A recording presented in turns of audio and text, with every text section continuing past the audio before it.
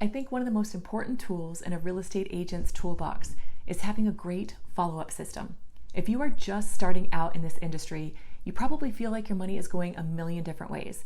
So before investing in a CRM, a customer relation management system that can be hundreds of dollars a month, just start off with a Google Sheet or a simple Excel spreadsheet.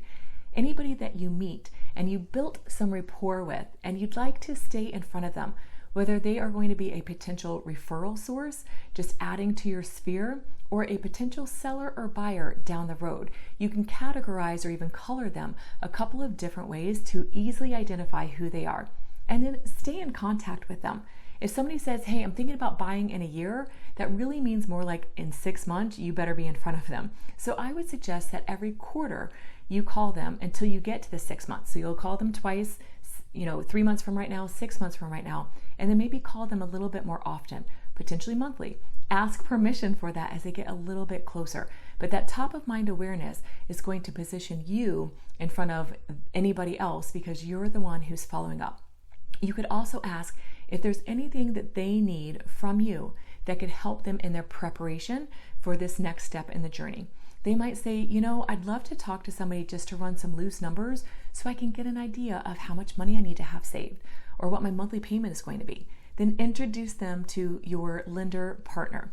Maybe they say, I need to have a conversation with my financial advisor. Invite yourself into that conversation. Would you like me to be there with that phone call or that Zoom or in-person meeting with your financial advisor so we can together make sure that we're helping you to make the best decision for your future steps. And now this actually gives you an opportunity to get in front of that financial advisor and start a relationship there. So being very proactive and follow up. And the other thing is if a lead comes to you, a friend introduced a friend and they don't take your phone call, it's really important to follow up 5, 6, 7 times before you give up. A lot of times people won't respond until that 5th or 6th time. Maybe they feel like it's so far out, it's a little too early to start that conversation.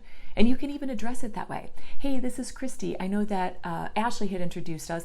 You might feel like you're a little too far out to start the conversation, but I want to assure you we can have some foundational conversations right now to help you be best prepared for when it is the right time. So give me a call back because I'd love to serve you, introduce you to who you might need to talk to know what you need to have saved for your down payment, or even run loose numbers for payment examples just to make sure you're going to be comfortable with considering this next step. I look forward to speaking to you. At least you're not being a pushy salesperson. Hey, I'm just circling back around. Hey, I'm just following up. You're actually telling them why you all need to talk. It's significant, it's different, and words have power. But don't underestimate just how important those follow-up calls are. If you met somebody really great at a networking group, consider mailing them a card and letting them know that they really impressed you. You really appreciated the time that they gave you in conversation, or you really enjoyed getting to know them and you'd love to continue the conversation and set up a coffee or lunch time. So follow-up is really important. People will see you being very proactive, and it also eliminates people falling through the cracks when you are constantly in conversation with as many people as you possibly can throughout the day.